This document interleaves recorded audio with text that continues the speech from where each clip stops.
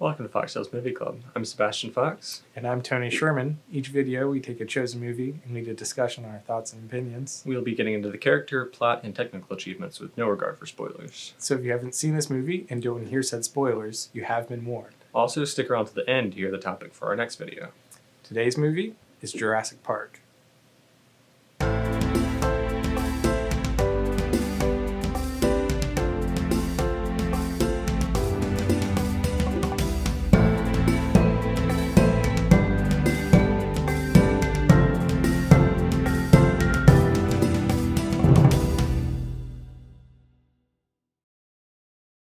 Jurassic Park is a movie that came out in 1993, directed by Steven Spielberg, composed by the great John Williams, and starring Sam Neill, Laura Dern, Jeff Goldblum, and Richard Attenborough. I was first exposed to Jurassic Park and Michael Crichton, the author of the book, when I was in 9th grade biology class. And the teacher, this was nearing the end of the school year, and so we were doing some kind of advanced stuff right at the end where we're talking about genetics and stuff. And so she said, we're going to read this book, talk about it a little bit, and then watch the movie. And so everyone's on board to watch a movie, of course, in school. Yeah. So most people just kind of half read the book. But I started reading this and was just completely enraptured by it, and started reading a bunch of his other books and a bunch of these other kind of kind of harder science fiction, where it's there's definitely a lot more research put into what would actually make some of this science work out. If we could just tweak this one thing, maybe this is how the rest of this could actually end up happening. Yeah. So it's something that had fascinated me back in 9th grade and even still continues to fascinate me. So watching this movie again, which I hadn't really seen since probably somewhere around in high school, was really nice to be able to go back and say, okay, this movie that was kind of, formative in this love of science that's kind of developed. So Yeah. definitely a nice one to be able to come back to. Yeah, it definitely has a lot of rewatchability. Personally, I've never read the book before. Mm-hmm. The movie starts out on Isla Nublar. Yes, which we have out this window back here, with the title. Yeah. And it starts with them bringing this raptor into the park. Yes. Yeah, where we get, and I like the opening kind of camera setups where you're seeing these people on the island, and the camera's kind of looking at them, looking at something off screen, and so you're not really sure what's going to be coming. Yeah. So this kind of build up of, okay, well, we know it's Jurassic Park, so we know there's going to be dinosaurs. And so, okay, we have these people staring off screen at something, and we can tell something's coming. And so trying to expect, okay, what are we going to see? And we end up seeing this crate, this metal crate. Yeah. But even before the crate shows up, you see the trees moving before, so it's even more making you think that a dinosaur is going to show up. It's gonna pop out of the trees rather than just this mysterious crate that even once you see that, you're still unsure what exactly is being housed, being transported inside of this crate. But you get this feeling of clearly whatever is inside the crate is very dangerous. All of the procedures that Muldoon is going through to try and say, okay, push the crate, now step back, do this latch, do this thing. And going through all those little steps, okay, we want to make sure that we're completely safe from whatever is inside this thing. But then, of course, something goes wrong, as it is inevitably going to do, and someone gets got, so to speak. I also think this opening scene is very interesting lighting. Spielberg has a tendency to have a lot of shots where there are lights pointed directly into the camera, and he does that a lot here with just since the people here would have set up lights to see what they were doing. You Right. have a lot of lights shining directly into the camera. Yeah. And it's just a lot more of a harsh lighting than throughout the rest of the movie. Yeah, because like it's kind of dark, so the only thing you're seeing is whatever these spotlights are hitting. So you're not really able to get maybe like a wider view of what's going on or where exactly are they. Yeah. So, yeah. The next scene goes into I think it's the lawyer. Right? Yeah. Trying going to the mine. Yeah, trying to talk with Hammond, and ends up talking with some of these people who are working in this mine. And this is something that we'll come back to with looking at Grant and Sadler, is these people who are not really involved with the park aspect of it as much as they're looking at, well, we're digging to be able to find this product, this amber, basically, to be able to show how this park is going to end up becoming developed. So that interaction between the lawyer and this kind of like, I guess, foreman, maybe, the person who's kind of like heading over this dig, was definitely one that was really interesting to see the motivations of what the lawyer is there for. You know, he just wants to talk to Hammond and be like, we've got these issues and we got to figure out what we're doing. Yeah. And the foreman's just like, well, we're just going to keep on digging. We know what we're doing. Yeah. So I also found it interesting in the scene they mentioned that the parents of the two kids that show up later are getting a divorce, which is something they kind of brought back in Jurassic World when they came back and did that, because the two kids their parents were having a divorce. Right. But it's not really something that I ever really picked up on until more recently, because it's just very quickly mentioned in one line. Yeah. So it's almost kind of like this isn't something that is, looked into or developed, but it's something that's just kind of like, well, we're going to mention this because it's something that then we'll get it's like, okay, well, I think Hammond was wanting to do something nice for the grandkids. So he's like, well, they're going through this, so let me bring them and see some dinosaurs. Yep. So, but it's interesting to see the different perspectives that the different characters have as they're brought into definitely this Jurassic Park area. But our first introduction to Grant and Sattler is actually when they're on their dig. Dig. And I don't know very much about paleontology. No, but most of what I know is from these movies. It's from these movies, yeah. So yeah. But it's if this is accurate, that they basically have this entire skeleton that they're digging up. I don't know how frequently that kind of thing happens, but I feel like it's much more common to find little bits and pieces that you end up kind of like puzzle together. Definitely think so. Yeah. But one thing that I thought was really well done was this introduction of the new technology that some of the diggers were using. Some of the they were using the archaeological dig. Alan's adversity towards technology there. Exactly. Where they, shoot the pellet or whatever it was down into the ground. I think it was a sonic something. So okay. It was like a sonar. Sonar kind of thing that came out, and we got, this image of the skeleton, right? Yeah. But it's something where Grant is like, well, no, let's just do the actual work of digging and getting to the dinosaurs, and rather than just getting this picture on a little computer screen. Yeah. But it is something where the technology, like even today, is completely shifting to where we're trying to simplify a lot of the work by using some of these technologies to say, okay, well now, even then it was like, well, now we know exactly where to dig and what direction we have to head to get to whatever it is that we're looking for. Yeah.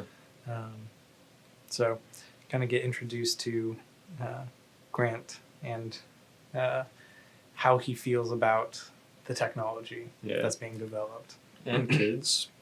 Yes, pretty quickly and there. Kids. Set up both of his arcs pretty quickly there. The first section of this movie is very efficient with its exposition. It just tells you a lot, but it does it in a way that it doesn't feel like it's just a lot of exposition being thrown at you. Yeah. It's definitely a lot of this where they're not like it's weird because it almost is like this show and tell kind of thing, because like Grant does say like he doesn't like kids. Yeah. He says like he and Ellie talk about, but he kind of shows that before he says that. So right. So it's like this weird kind of like show and tell where we're seeing how he acts towards this kid. It's probably preteen boy who's kind of like, this is boring. This is dumb. It's just a large turkey. It's like, well, if it's a large turkey, let's see, what it would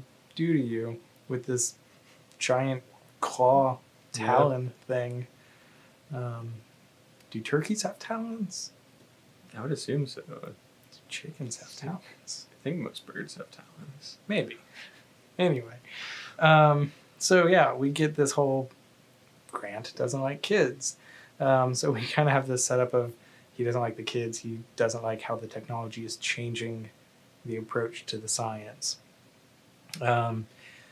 So Hammond appears and tells them, well, guess what? We're going to be rich. Everything's going to be great because we're going to have you guys come over to this island and tell everyone that these dinosaurs are perfect and wonderful and they should come pay us lots of money to see them. Yeah. Which, of course, Grant and Sadler are just kind of like, what? You want us to do what? And so money being, I guess, kind of the main motivator, when they get told they're going to be paying, I think he said like 2 years, fully 4 funded years? for the next 3 years. 3 years? Okay, split the difference. Yeah, so 3 years. And it's like, oh, well, yeah, of course, let's do it. Yeah. And so I was like, yeah, that seems about right. The way a lot of like grant funding kind of stuff works is like, you get it wherever you can sometimes. And getting it with going on a vacation for a weekend isn't too bad. Isn't too bad, yeah. Very true. But you get this kind of feeling of Hammond as this, goofy kind of person who is not really aware of like him landing the helicopter there, and they're going to mess up the archaeological dig with this helicopter. And Hammond's just like, I'm going to go open some champagne. Yeah, just opens it without asking or anything. Yeah. So, you definitely get this feeling that he's different. Yeah, definitely an eccentric billionaire. Yeah. It's been a while since I've read the book, but I feel as if that's something that was kind of developed a little bit more in some other scenes of looking at how he's kind of this eccentric guy. Then you get introduced to Dennis Nedry. Mm-hmm. We get him. Yeah, talking to Dodson. Yeah. I can't help but see Newman from Seinfeld here. Yep. He basically is Newman. You can't really take that. Yeah. Oh man, it's crazy.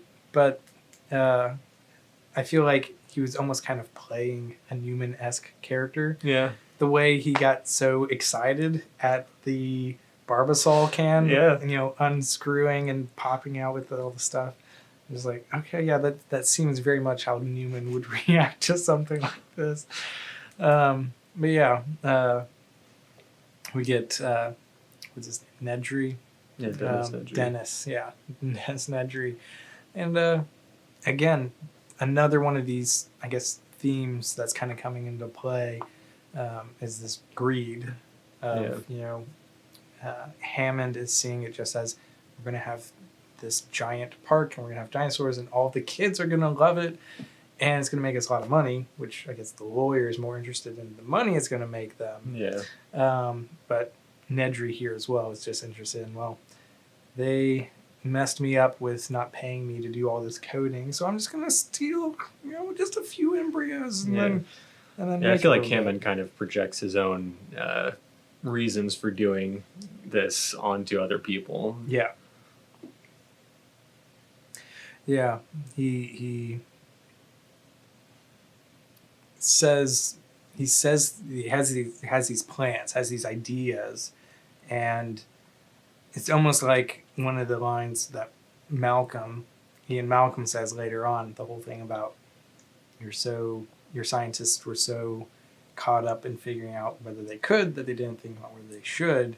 And I feel like Hammond is kind of like the core of that he has all these ideas and just kind of runs with them before really thinking through any of the consequences or what's going to happen if we approach it in this way. But even when you look at the scientists, like they have some things that they've thought through, like the what was the lysine dependency, making them all female to prevent breeding, but they don't think it through enough to the point of it working. Like they assume that they have a handle of what's going on there. Right.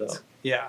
And that's this whole thing of like this idea of being able to control nature, and Ian Malcolm's chaos theory of there are things that there's no way you could ever control it because there's no way you're ever going to be aware of all of the variables that are at play here. Yeah. Just the minutest thing changes, and everything else is going to change. So going back to where we introduce ourselves to Ian Malcolm is one of my favorite scenes. Yeah. Is just this helicopter basically ride. Every scene with him in it is good. So good. Just love it. But where he's talking with Grant and Sadler, and is like kind of making an allusion to them being a couple, and just like his laugh there, and it's just like this is so wonderful. Yeah. That we get this idea.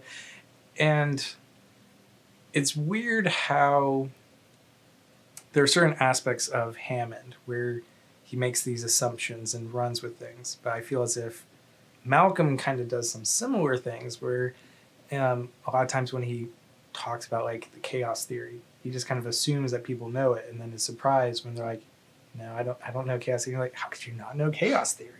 And so I think it's kind of funny seeing him talk about why he's being brought along. I think he's like a mathematician or whatever. Well, with his chaos theory. Hammond called him a mathematician. He said he was a chaotician. Yeah. So I guess there's a difference there. Hammond also called him a rock star of a scientist. So Yeah. I mean, I guess he has the look for it. Yeah. But yeah, you always want to have, for the public eye, have something that looks good. Yeah. One of the, I guess, I don't know if you would call it foreshadowing or just kind of this symbolism that happens on the helicopter that I feel like is talked about so much already, but I would be remiss to not mention it. When they're landing the helicopter and they have to put on their seatbelts, you see that Grant grabs the two ends, and it's two female adapters that he can't then connect. Yeah. So just like they had all the female dinosaurs, he finds a way. Life finds a way, and he just ties them together in order to use the seatbelt. We also see, and this is something that was actually in the book, that Malcolm wears black, and he makes a point of saying like every outfit I ever have is black because I don't want to have to think about what clothes I'm going to wear. I'm just going to wear the same thing over and over again. Just I have dozens of these black outfits. So he's wearing black, and then as they're flying on this helicopter, you see Hammond, wearing all white. all white. Yeah. So again, we have this contrast of Hammond's mentality and Malcolm's mentality of trying to control this zoo. Basically, he's trying to turn it into, and Malcolm saying, "No, this is nature. There's no way you're going to be able to control this. You can't keep them caged in. Yeah. Something's going to happen." So then they land and they get into the park, and you have that iconic scene of them first seeing the dinosaur. The what is it? Is it the Brachiosaurus? I think it's Brontosaurus. I can never remember which one was debunked. Like, right. One of them they said wasn't actually a thing, and then they Yeah. kind of came back and said, "Oh, maybe it's a thing." We're like, I don't know. I don't pay attention enough to my dinosaurs. But yeah, this iconic scene where you get them finally seeing, oh my goodness, he's done that. He's created a dinosaur. Yeah. And we get this iconic Jurassic Park theme that just like, pretty much all of John Williams' music is 24/7 running through my head. Yeah. Just like, it's something that is very fascinating in terms of, I've heard people talk about the MCU and how the MCU, the musical themes and motifs are not memorable. Right. Yeah. Whereas John Williams, of course, is completely memorable. I would disagree, though, that the MCU That's some good themes, ones. Definitely now. yeah, there's definitely a lot more that are developed, but there's some amount of truth to why people don't remember the MCU music quite as much as John Williams' music that he uses throughout his films that he's composed for. Yeah. So after seeing this dinosaur, they are wondering how this all happened. Right. And Hammond takes them to the visitor center to I'll take them show on. you, he says. Yeah. It's great. Takes them on this tour. Yeah. And like, he even says like it's like a ride. They have Yeah. like The the bars bars, that come the down. lap bars that come Even down. though it's just like moving really slowly, but yeah. Like, okay, yeah, it's a theme park. It's so exciting. As if they need more excitement, right? There's Yeah. dinosaurs. There's actual dinosaurs. Well, this one's more informative than excitement. That's true. And you don't really see any more rides besides the Ford Escapes Yeah. on the trail. That's true. On the track. Yeah. But we get introduced to the whole science of how they ended up making this happen, using the mosquito blood, the blood that the mosquito sucked out of the dinosaur that got sucked in, covered up by the amber, and then grabbed that DNA. And of course, over, however many millions of years, the DNA hasn't degraded to the point of, incomprehension, but Yeah. it's still mostly readable, apparently. They just have a few gaps that they can fill in. Yep. Okay, yeah, I guess if it did completely decompose, then we wouldn't have a movie. Yeah. If the science worked out again, Yes. it would have. So filling in with the frog DNA, and then allows them to create a baby dinosaur. Yeah. So I like how once they get to the lab, though, as the seats, the kind of auditorium that they're sitting in rotates then to the lab, you see Grant and Sat were just kind of like, well, we want to go there. Yeah. We don't want to sit and just watch and listen. We want to go in there and actually see this taking place. So they just Yeah. like break out of their seats, which again, we could say is kind of that symbolic of the dinosaurs don't want to be caged. Yeah. No creature wants to be caged in. They're breaking out of their own seats. Yeah, because like you see Grant doing it at the beginning, trying to push it up by himself, and he can't do it. But the three of them working together, with Malcolm, they find a way. find a way. And I like how, I think it was the lawyer, what's his name? Gennaro. Yeah. It's like, they can't do that. Yeah. They can't do that. It's like, well, they just did. It's like, the dinosaurs can't reproduce. They're all Yeah. female. They can't do that. Well, they did. So, Yeah. yeah, there's a lot of this kind of stuff that goes throughout the entire movie. But we actually now move to another one of my favorite scenes, another one of my favorite actors with B.D. Wong Yeah. playing Dr. Henry Wu, and him talking about, okay, well, we've got these eggs, these actual dinosaur eggs that are hatching, and you can hold the baby dinosaur that comes out. Yeah. And it's this, I wrote it down because I was reading about this. I wrote it down as experiential science, which I guess is more of like the actual going out and doing of the science as compared to the theoretical science, Okay. where where Henry Wu, even though yes he is this geneticist, he's involved with the creation of this, he's in what I was reading about it, they were calling him more of just this theoretical science. He had the ideas and said, okay, well, yeah, we can just throw the frog DNA in, we'll just do this, and it should work. And just kind of like did what the theories say could potentially stood on end the up shoulders working out. of geniuses. Yeah. And then we have Grant and Sattler, these, I guess, experiential, where they've actually seen what the dinosaurs have done based off the fossil records. Yeah. And what they're like based on the fossil records, and saying, this isn't a good idea to have baby raptors. Yeah. I don't like this. Don't you know what you're doing here? So I thought that was a really interesting kind of look at how, yes, we have these different scientists and these different viewpoints of what kind of experience, what kind of involvement these scientists have had in understanding what it is that they're doing.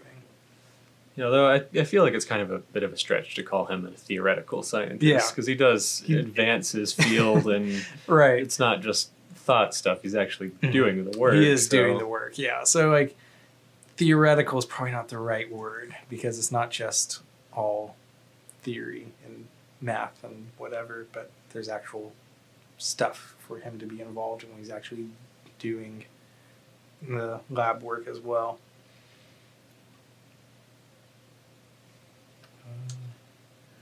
But then once Alan realizes that it's a raptor that has hatched, he wants to see the grown ones. Mm-hmm. Mm-hmm. Yeah, yeah. And so here we get, I think, is that this next scene where we get Muldoon showing them walking past the, I guess, kind of this weird cage thing that the raptors are kept inside. It seems almost. I think the much cage too is small. I think it's larger. I think there's a field around it. That's just where they feed them. Okay. So. But yeah, it does kind of make it look like it's a really small enclosure. Yeah. Yeah. We see the raptors and the feeding sequence. Yeah. Where we get a look at how intelligent some of these dinosaurs that they've created could potentially be. Yeah, with Muldoon talking about them attacking defenses in different places, and how the large ones can look into her eyes and know that she remembers. Yeah. And stuff. Yeah. So it's like really, even from that very first scene where you're getting this feeling for, okay, what do we know about this dinosaur that's going to be in this cage? Whatever it is highly dangerous. And here we're getting more information that's not just highly dangerous, but potentially highly intelligent, to the point where it's remembering what kind of weaknesses there may be, and like trying to figure out a way to escape. If the chance ever were to arise.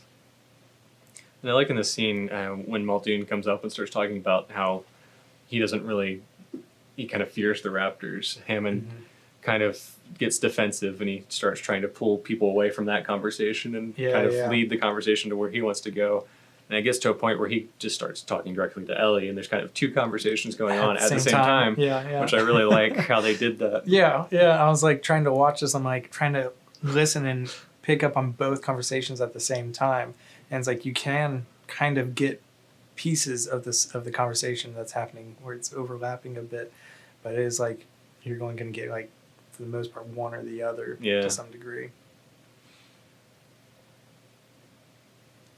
And then immediately after seeing this cow devoured, they go in for lunch. Yeah, for now their lunch.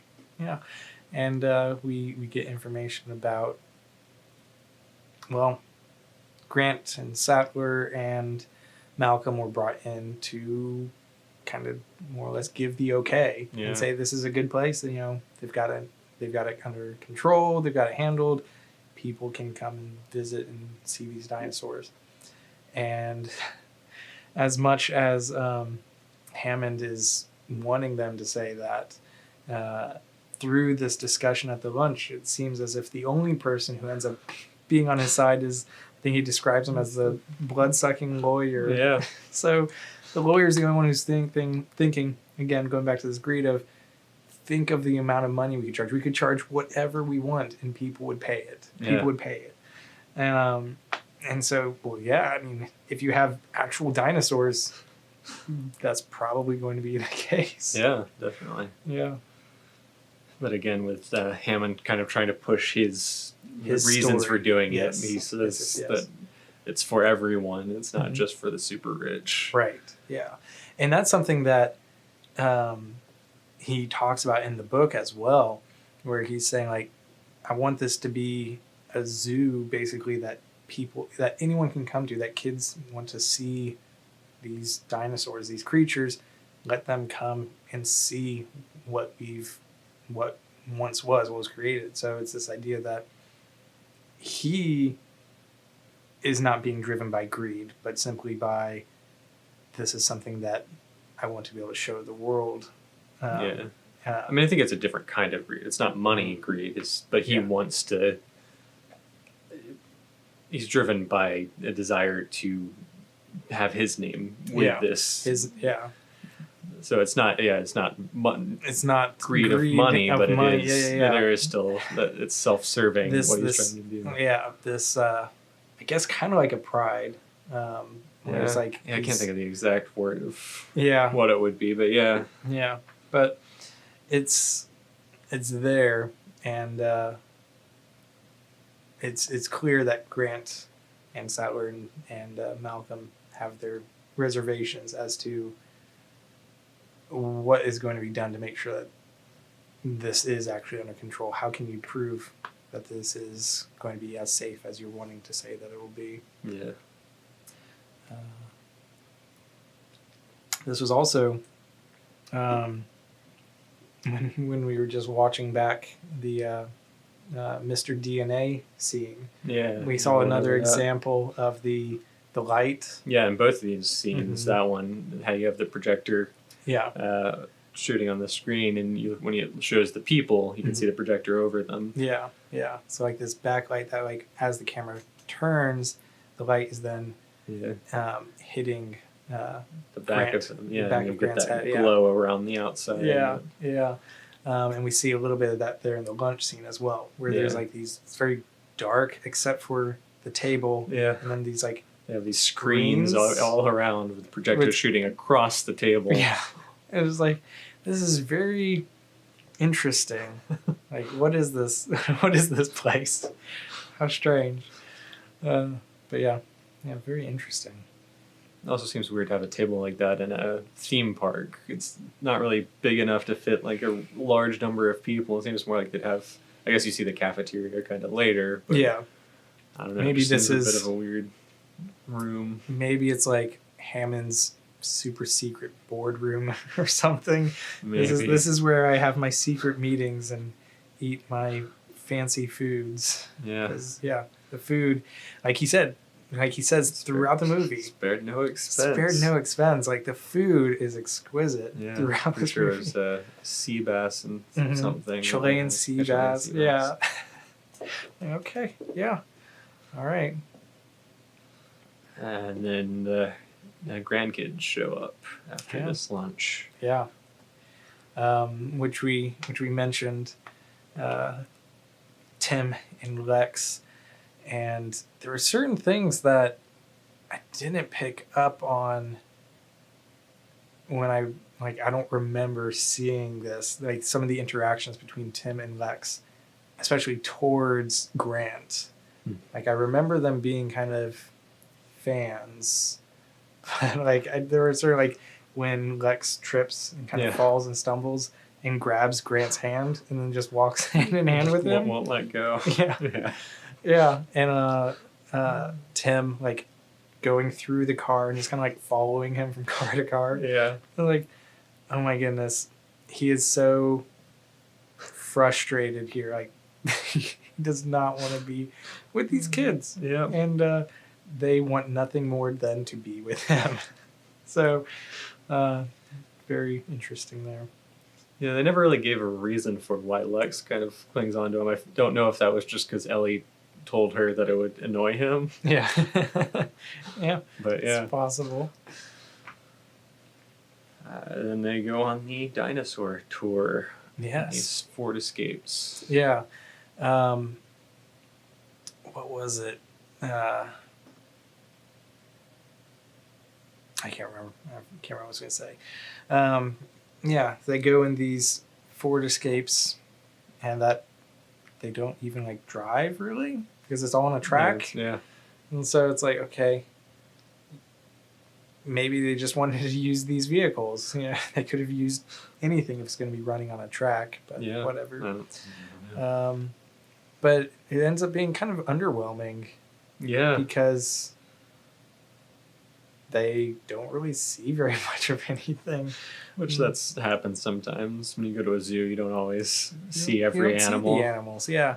So it's like unless the animals are for some reason like forced into a much smaller enclosure, so that they're stuck right in the view of the guests, then if they are in this like much wider open expanse, like they're not going to be near weird humans and these weird driving things. They're going to just go and like in the jungle, be in the forest or whatever. So it kind of makes sense that they wouldn't really see too much. Yeah, definitely. And then also around here you get your first real view of the control room, where the entire park is run from one room. Yeah. This one place where they're getting all this information about, they have all the cameras, and you see Hammond messing with the cameras, going back and forth, and you have Muldoon trying to inspect everything. You have Arnold, played by Samuel L. Jackson, which is like, what? Okay, yeah, cool. But he's kind of like keeping an eye on the weather, that there's this storm approaching. Yeah. So he's trying to like make sure that that's going to be taken care of and that people know where to go and whether they can be on the island or try and get off the island or not. And it seems as if they're all comfortable with their roles there for the most part. They know what they need to do. But then the camera goes over to Nedry, and he's got like this large desk that's very messy. Yeah. And he's just like, I don't like it. I have to do all this work, and you're paying me to do all this stuff, and I'm doing all this extra work that you have one man doing this whole thing, and it's absurd what you're doing, what pittance you're giving me. And Hammond is just like, well, that's just the way it's going to be. I'm sorry about your financial problems, but they are your problems. Yeah. I was like, okay, well, if they're my problems, it can very easily shift into your problems as well. Either in terms of him just walking out, as he kind of did, or even worse, walking out by shutting everything down, stealing the embryos, and then just like leaving at the worst possible time when there's this giant storm that's hitting the island. But going back to the dinosaur tour, we see them leave the Yeah. vehicles again. Grant finally gets a Getting glimpse out. of something off in the distance. Off in the distance, yeah. And Jumps heads out of the car while Ian's explaining chaos theory. Yeah. And it's like, well, we never could have expected that to happen, that he would jump out of a moving car. Yep. You know, and now Sattler goes, there she goes as well, and here I am just talking to myself. Yeah, I can I can relate to that. Yeah. How strange. But yeah, getting to this sick dinosaur where, other than some of the other issues where, okay, we have baby raptors and apparently full-grown raptors that are smart enough to try and figure out where to attack. We're also getting issues where now some of the dinosaurs are getting sick. Yeah. Because they're eating plants that shouldn't be there. Well, maybe because they didn't find Anything evidence in the droppings. Yeah. So maybe there's a botanical reason. Maybe there's some other kind of reason as to why we have this sick dinosaur. If you're messing with the genetic code, there's of course going to be opportunity for mutations and misreads and things like that. So who knows what else could cause issues. Though if anything like that were to happen, it would most likely not occur after it's an adult dinosaur. Yeah, probably wouldn't survive to become an adult if there were issues with its genetic code. But yeah, you never know. But this is again, I remember even as a child watching this movie, or I guess I wasn't really a child as much. I was high school age, 14, 15 or so maybe, being astounded by like how realistic the dinosaurs looked. Yeah, because here we get a very nice close because they are actually like tactile, like actual things that they built for the movie, rather than just being kind of like this completely CGI where the actors are trying to like imagine that they're interacting with something. We actually can see them, and we see Grant like lying on top of the dinosaur as it breathes. Yeah. And so I'm just like, this is so cool. And so like even now watching it, it's like, it's a fake dinosaur, right? But it still looks so good. Yeah. It still looks so good. And so it's this thing where it's like, what is going on with some movies where this kind of thing works so well, and for other movies where it just looks very fake and doesn't work as well. So it's something that I don't know if it's simply Spielberg or just the production team that was involved with it, but there's something that just made this work so much better. And even looking at like Jaws, the mechanics that went into creating the great white was something that was well done. Even with the issues it apparently caused during shooting, but it looks and creates that terror. It looks real. So definitely very, very cool to see these dinosaurs in action. So everyone except Ellie gets back in the vehicles. Yeah. And they start heading back because of the storm. But then the power cuts out and they reach the T-Rex paddock. Yeah. The power cuts out because of Dennis Nedry, which we've already talked about him. But yeah, we get this very nice scene, this very, very thrilling scene here at the T-Rex paddock where it's dark, it's rainy, it's stormy. The people are separated because you got the lawyer and the kids in the one car, and then you got Malcolm and Grant. Yeah. Is that all there is there? Yeah. Because Ellie stayed with the Triceratops. Yeah. So you got Malcolm and Grant in the other car, and so like they're separated, so they're just like being apart, just splitting the group is already something where it's a little bit terrifying, because if something starts happening to the one vehicle, you have to leave your vehicle to try and go and aid them. Yeah. So, of course, nothing's going to go wrong, right? Of course not. And one of the most iconic scenes in movie history. Yeah. Yeah. T-Rex shows up. Yes. And how we realize that the T-Rex is showing up is one of the things I think was so iconic, was just the steps, the deep rumble, The ripples in the water. The ripples in the water. It's the gears start ticking. You know something's coming before you even really realize that there's something out there that's coming. You feel that almost like subsonic rumble. Have okay, there's something happening here. But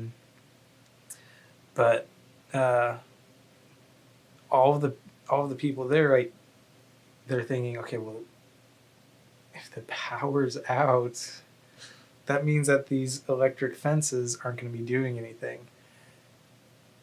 I don't know what I would do in that situation. Yeah. Where I think okay, is the car the safest place?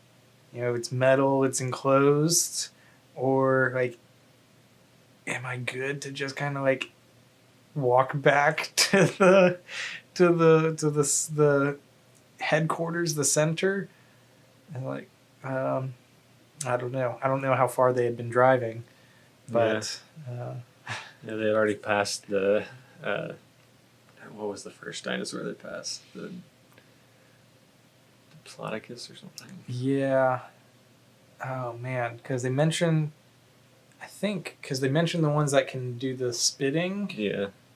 And I thought they mentioned another one. It wasn't the Compies, was it? No, they don't Those show are up in this one. later. I'm not sure. I can't remember. Though the Compies actually do show up in the book. Yeah. Because they actually, I think they eat Hammond, more or less. They attack Hammond. Huh. He actually, I think, dies That's or something. I don't remember if we actually see him die or what. But he has kind of a similar situation to what they actually ended up doing with Nedry. Where he falls down kind of that water muddy kind of thing, hurts his legs, and then can't escape from the Compies, if I remember correctly. It's been a long time since I read the books. I'll have to go back and reread them and go back in time and correct what I said just now. Yeah. Or maybe I did go back in time. This was all correct because I corrected myself. Yeah, makes sense. Yeah. Okay, moving on. So this T-Rex shows up. Yeah. Pushes the car off the tree and then eats Gennaro. Oh my and runs goodness. off. Yeah. He just kind of leaves the kids there, which, how traumatizing is that? Yeah. Right? The kids instantly just go to he left us, he left us, he left us, he ran away, he left us. Yeah. Which Grant does such a good job of acknowledging that. Yeah. Once he's there alone with the kids after the T-Rex has left. Once those kids kind of get thrust upon him, he shows that he's actually capable of taking care of kids. Yeah, and I just love how he doesn't just kind of snap at them and force them and just be look, if we want to survive, we got to do this. Now just listen to what I'm saying. Yeah. He listens yes, I know that Gennaro left you, but that's not what I'm going to do. So now I need you to trust me. And so it's that kind of thing where it's he knows what to say, where to get them to do what he needs them to do, rather than just kind of I'm going to try and just force you to do what I want you to do, which of course, working with kids, that would get them to do the opposite of what you want them to do, probably. So very, very nice to be able to see how Grant deals with and works with the kids to try and stay alive. As to go I guess wrap up that T-Rex scene. I love how the three adults all act very differently. Yeah. Where Gennaro just flees for his life and tries to hide. Grant tries to go and like distract the dinosaur and get to the kids and say, hey, if you don't move, you're good. And then Malcolm's just like, I'll be the hero. I'll distract the dinosaur, get it to chase me, and you guys can run away and you can get the kids. So very, very fun way. But of course, Malcolm ends up having to try and escape from this dinosaur, but ends up getting smacked and injured anyway. So kind of survives just by chance. Yeah. That he gets covered up by whatever the palm fronds is the roof of the bathroom. The bathroom. Yeah. Yeah. Anyway, okay, moving on. Yes. But then once Ellie and Hammond kind of realize that the kids and Alan are out on their own and they're having to survive in this world. Yeah. Yeah. There's this conversation between the two of them, and where Hammond's eating all the ice cream because the power's out and it's going to go bad. Yeah. Spared no expense on this ice cream, so might as well eat it. Yeah. Yeah. It's almost kind of like he's oblivious. He's unaware of, like, he's closed himself off to, like, surely this isn't happening. I was like, everything's still fine, except the ice cream's melting. So we just eat the ice cream and then we're all good. And then everything will be all right. Just next time we know how to fix the problems here. And it's just like, how dumb are you? Do you see what's happening? Your grandkids are literally in the middle of this island that's filled with hundreds of dinosaurs. Yeah. And you're just thinking about what's going to happen, how we're going to try and fix it next time. So it almost seems like I felt like at the end of this scene, the end of this conversation, Ellie almost seems brings them to saying what really matters is the people we care about. It doesn't matter. All this stuff doesn't matter. Right. Yeah. So it almost seems like she brings him out of that and like gets him to realize, okay, yeah, we do have to figure out what we're going to do here. So I feel as if his character ends up still just kind of being oblivious. And I don't know if that's just kind of like my bias of thinking back to what happens in the book with his character where, like... I mean, in the movie, there's a scene near when he comes up with the Jeep to pick them up at the very end. Yeah. And Alan says, I've decided not to endorse your park. And then he says, neither have I. So he does kind of learn that this isn't a great idea. Then as you go into the other movies, he's kind of switched to more of from a business perspective to more of we need to protect these creatures and just leave them alone. Right, that's true. And I think in the books, he more or less stayed kind of the oblivious, no, we can make this work kind of thing. And which I feel like that kind of fits with like literature, literally, with the book, where it's like this character of he doesn't learn his lesson, he doesn't grow or change, so he ends up, having this downfall. So it kind of fits, I guess, in terms of the book, but it is kind of nice to be able to not have to kill off all of your people, especially Hammond, who was kind of like the creator of these dinosaurs, so to speak. So they have this conversation to try and figure out, all right, what needs to be done to bring the power back on, to try and reopen communication, to try and find where people are. Yeah, and they finally convince Arnold to cycle the system, turn it off and back on, to clear everything out. Clear out the, I guess, kind of like a virus that Nedry had left behind. What was it called? The white rabbit object or something? Something like that, yeah. It's just like, so goofy.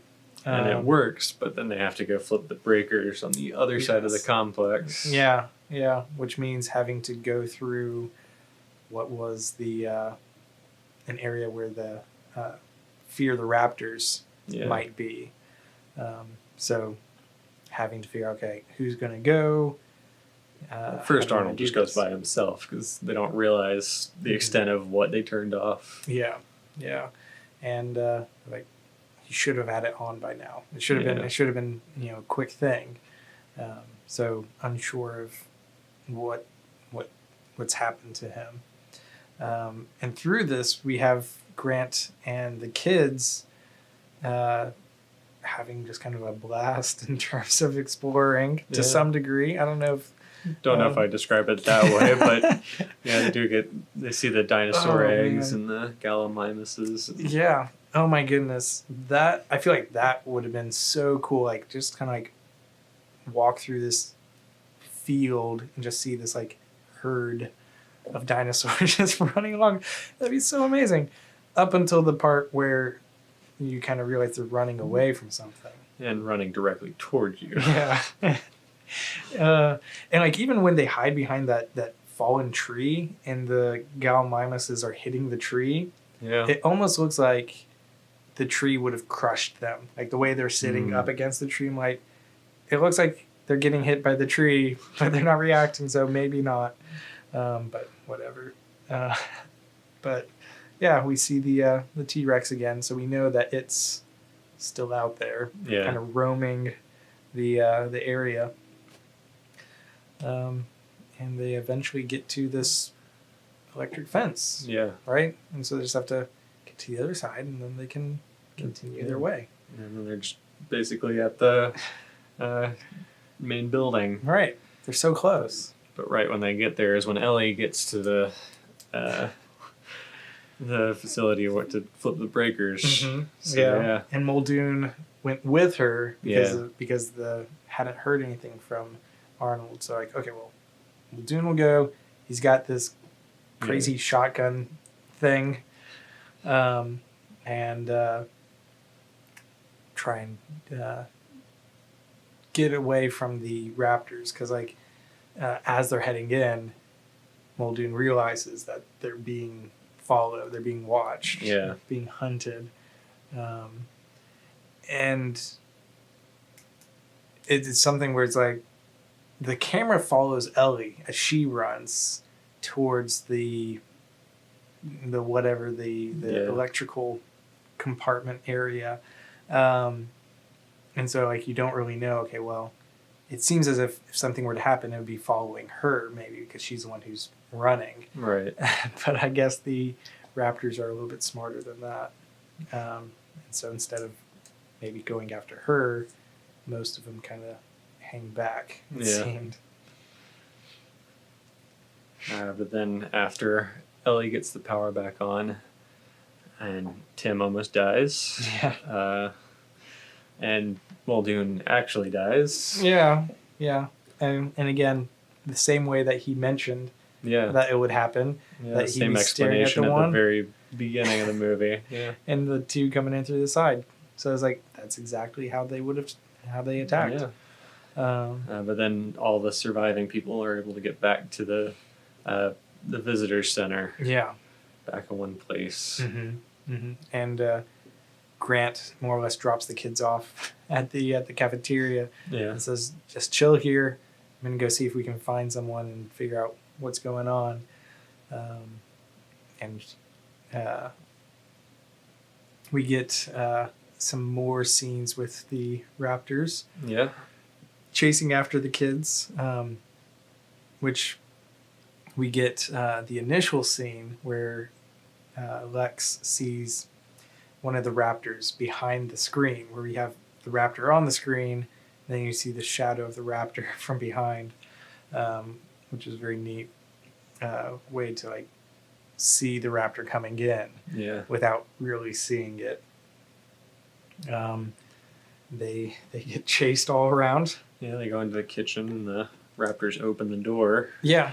Figured out how to open the doors. Surely they can't open doors, but here we go. Yeah, the kitchen scene is very well done. Another kind of that scene and the first T-Rex scene are very much shot as like a horror movie almost. Oh, yeah.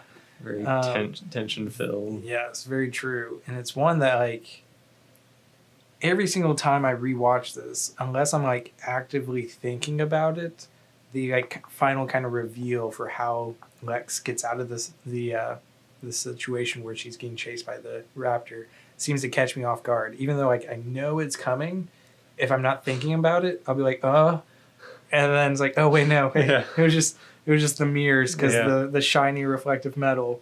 So it's like that's such a neat way for her to be able to get away from the raptor, to just have this camera trick where you're seeing down the room between the tables of the kitchen, the cooking tables, and just see her reflection rather than it appears to just be her. So that's something that's so cool. But then they all get to the control room and to get the power turned back on, but the raptor shows up at the door. Yes, and again tries to start opening the door to try and get in towards them. But it brings back Lex's computer hacking skills. Mm-hmm, mm-hmm. And she says it's Linux based or something like that. It's Unix based. Unix based. Okay, yeah, it's Unix based, and it's like almost like a computer game where she's like flying from like one program, one file to the next. Yeah, I don't know why you would want to use that much graphical power to simulate. Yeah, like so. That's where all of Nedry's time went to, like developing this kind of weird. Then also system. earlier in the movie, the whole thing that tracks the hurricane, that's completely 3D as that was well. 3-dimensional. Like, what is this? So clearly they spared no expense in some of the things. Some of the things that they didn't really need. Yeah, like Chilean sea bass and 3-dimensional modeling of the storm that's coming. Like what? One thing that you see on the on Nedry's computer, I think there was something written on the picture, but I can't remember what was written on the picture. But there's a picture of I think it's Oppenheimer, who was involved with World War II and the atomic bomb. So this whole thing of again dealing with science and technology and stuff where we don't necessarily know what exactly is going to happen when we pull the trigger and go through with some of the application of these sciences. Right. But I mean, at the same time, to some degree, that's kind of how science is. I know with the atomic bomb, they were thinking, well, we could just like destroy the entire world where like this causes some kind of vaporization of the entire atmosphere, and then we all just die. It's like, we don't know. Let's find out what happens. Like, oh goodness. Oh dear. Yeah. But thankfully that did not happen. Yeah. And thankfully we were able to rein the dinosaurs back in as well. Yeah. Kind of. At in least both cases people still died, but yeah. Yes. Very true. So they're able to get the power back on and lock the doors again, but the raptors again find a weakness and just break into the glass. So they try and have the high ground and try and get go through the roof, the vents. So trying to crawl through there, and we get back to the lobby where we have the banner is there. When is it when dinosaurs once roamed the earth, or where? It's definitely when, but I don't know. I forget exactly something like that. Phrasing. When dinosaurs roamed the earth, or something. I think that's what it is. Which of course, the first time you see it, it's like, oh cool, they have this nice banner and this huge, model T-Rex skeleton.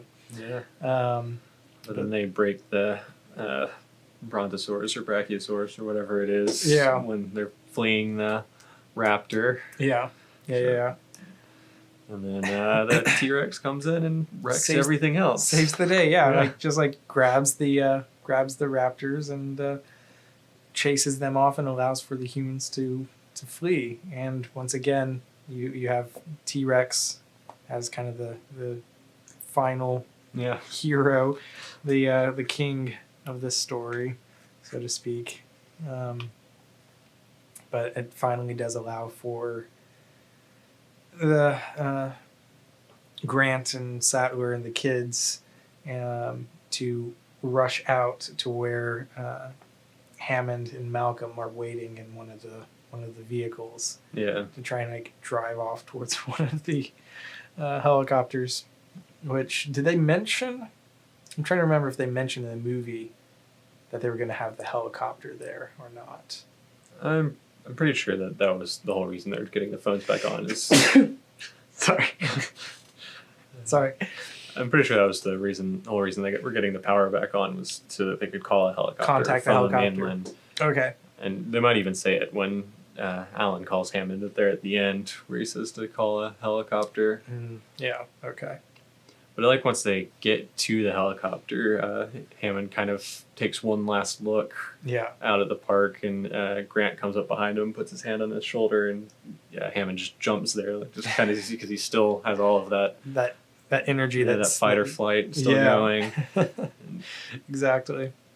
So Yeah, and we get kind of this ending of the movie where they're just leaving everything behind.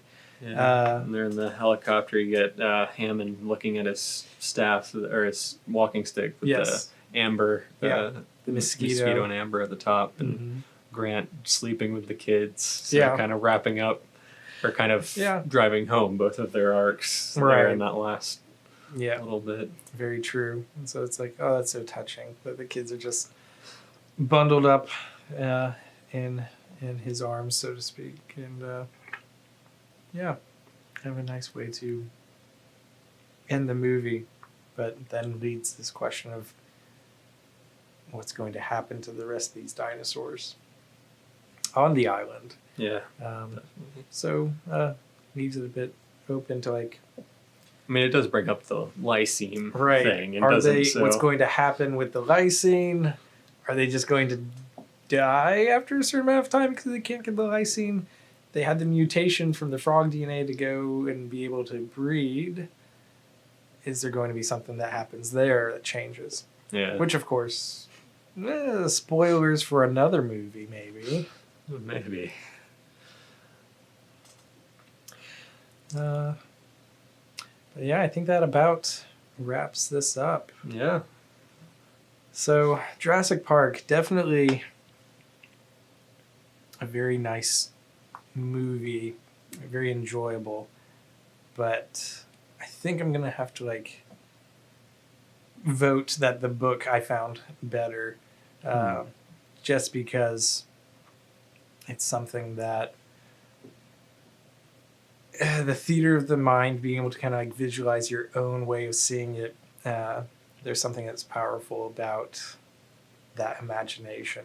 I've never read the book before. I have kind of heard people talk about the differences between the book and the movie, and I feel like I like the movie better either way. Because I feel like there are certain ways that they change the characters that make them just more engaging in the movie. But again, I haven't read the book, so I'm not sure. Well, I mean, Jeff Goldblum. It's tough.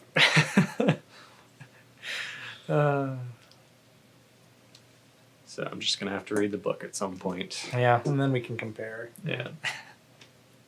And that'll do it for this video. We'd like to thank Mel Eastep for creating our opening theme. And join us in the comments section below to go over any other questions and add to the discussion. And subscribe so you don't miss our next video, where we are going to be discussing the Studio Ghibli film, Kiki's Delivery Service. Yes. This has been FoxTales Movie Club. Thanks for watching. I'm Tony. And I'm Fox, and we'll see you in the next video.